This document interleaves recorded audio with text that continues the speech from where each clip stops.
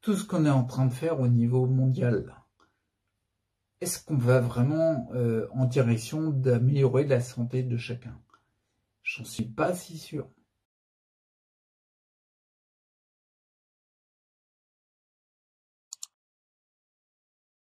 Salut, c'est Chris. On a vu la semaine dernière. On a vu quand j'avais fait en fait la vidéo qui s'intitule Devons-nous avoir peur du Covid-19? On a vu, j'ai mis en relief le fait que faire du symptôme, être ce qu'on appelle malade, c'est pas le microbe, mais c'est bien le rapport entre le terrain et le microbe, d'accord? C'est vraiment très important de le noter. C'est pas le microbe, mais c'est le rapport entre le terrain et le microbe.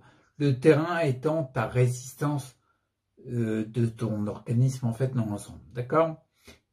Ce que je veux te dire, ce que je veux te préciser là, c'est que, comment dire, le microbe, que ce soit virus, bactérie ou alors parasite, on est exposé depuis la nuit des temps. Je rentrerai pas dans les détails, mais c'est même les microbes qui nous sont...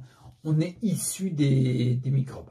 On est des organismes pluricellulaires et on est issu des organismes monocellulaires. Bref, on est entouré tout le temps, constamment de microbes.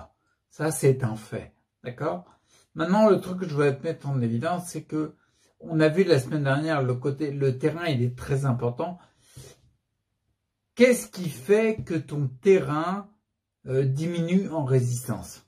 Parce que tu as bien compris que pour le même virus, avec la même virulence du virus, dangerosité on va dire, la même force du virus, du microbe, en fonction de ton terrain, de la puissance de ton terrain, tu réagiras mieux ou pas. Tu seras quasiment asymptomatique ou alors tu feras beaucoup de symptômes, d'accord?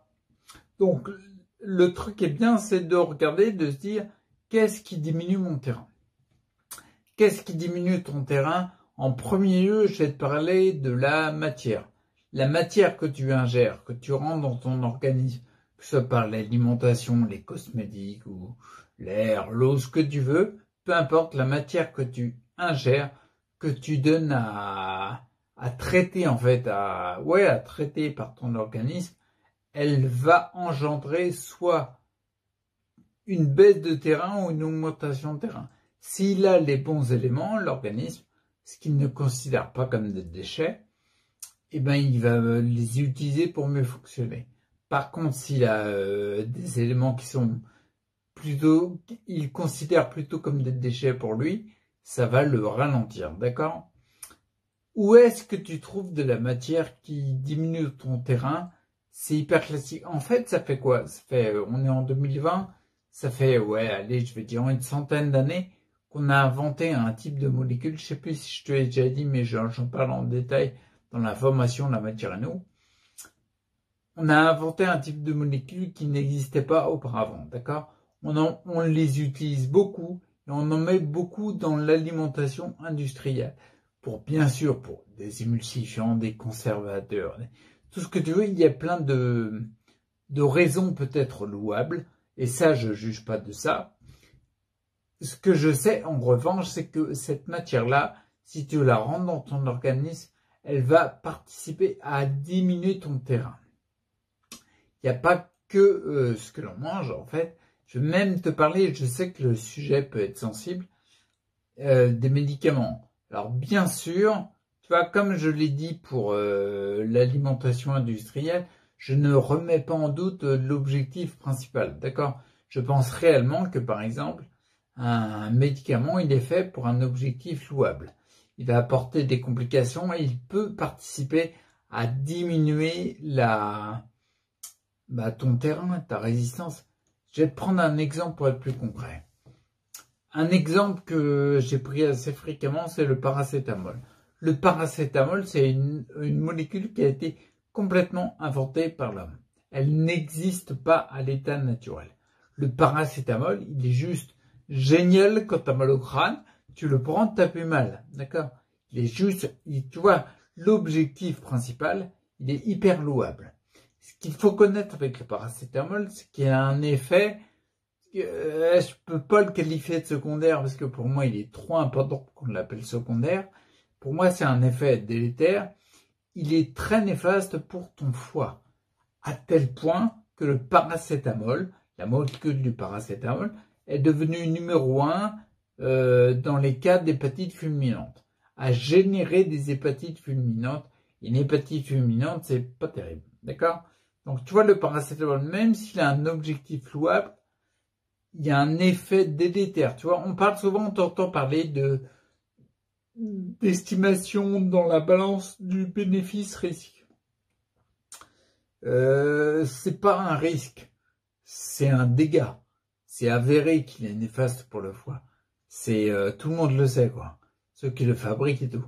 Donc, j'ai envie de dire, le rapport bénéfice-dégât, si t'as mal au crâne, à t'en taper la tête contre les murs, le bénéfice est énorme, donc tu seras bien content de le trouver, ton paracétamol. Par contre, si tu utilises le paracétamol tous les jours, tout le long de ta vie, pour le moindre mal de tête, le rapport bénéfice-dégâts, il est complètement différent. D'accord? Donc la matière que l'on ingère, elle participe à diminuer notre terrain. Il y a un autre truc auquel peut-être on ne pense pas forcément, c'est, moi je devais te parler de la surprotection.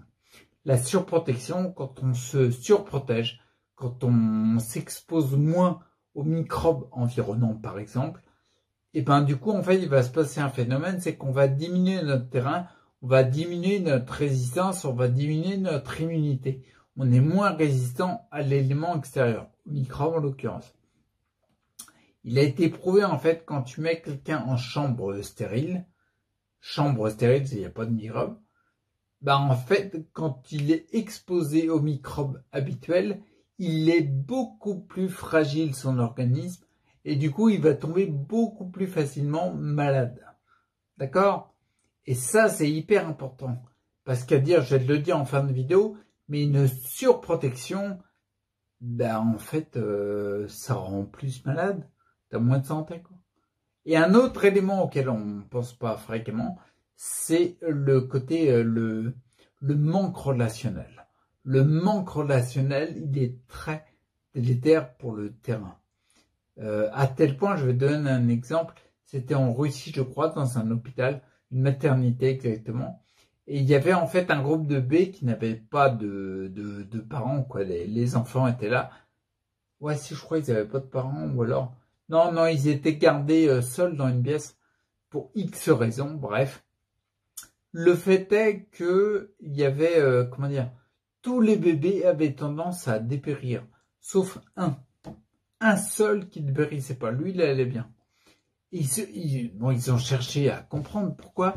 Et en fait, ils se sont rendus compte que la femme de ménage qui passait le soir, elle prenait systématiquement le même bébé dans les bras, tous les soirs. Ce qui veut dire qu'il avait de l'affectif, il avait du relationnel. Et c'est le seul bébé qui ne dépérissait pas. D'accord? Un exemple vraiment en mettant en évidence, parce qu'on se rend compte que si on a du manque relationnel, eh ben on va pas vers plus de santé, quoi. D'accord? Et moi, pour finir cette vidéo, tu vois, quand je vois le type de matière sur lequel on peut croire, par exemple, pendant des années, qu'on prend soin de sa santé en prenant les mêmes molécules, mais qu'en fait on est délétère pour le terrain, la surprotection est très délétère pour le terrain, le côté manque relationnel est très délétère pour le terrain, donc si on est délétère pour le terrain, ça veut dire qu'on favorise la maladie, on favorise moins la santé. Ma question c'est la suivante, tout ce qu'on est en train de faire au niveau mondial là, est-ce qu'on va vraiment en direction d'améliorer la santé de chacun? J'en suis pas si sûr. Et vraiment, je trouve que c'est une question qu'on est vraiment amené à se poser chacun parce que c'est important là. Il y a beaucoup de choses qui passent quoi. On a le devoir de se poser nous-mêmes cette question-là. Si par exemple le port des masques par exemple. Pour moi, c'est de la surprotection, ça. On n'est plus exposé aux microbes classiques, donc on ne renforce pas notre terrain. est-ce que là, on ne va pas à l'inverse de l'objectif recherché? Si l'objectif est bien celui-là. Si par exemple le manque relationnel, ben on voit de moins en moins nos familles. Si par exemple tu es quelqu'un et tu as un fils qui est dans le département à côté, tu vas pas le voir tout de suite. Bref, peu importe la relation qu'on a, on a besoin de relations, quoi. On a besoin de voir nos sourires, on a besoin d'échanger. Regarde, tu vois, je pense au masque par exemple. Moi, j'hallucine d'entendre des médecins qui expliquent que déjà maintenant, c'est aujourd'hui, ils notent des retards d'élocution dans les gamins en primaire parce qu'en fait, ils ne font pas la différence. Quand ils entendent parler, ils ne voient pas les lèvres bouger. Donc du coup, il y a au niveau cognitif, il y a une connexion qui se fait pas, quoi. Sans parler des déclinaisons de personnes et de personnes âgées qui, ne voyant plus leur famille ou moins leur famille, déclinent à vue d'œil. On est en train de créer des éléments qui sont peut-être pires que le Covid-19 en termes de déficience de santé. D'accord? Alors, une chose à dire, n'hésite pas à faire tout ce que tu peux pour remonter ton terrain, c'est capital.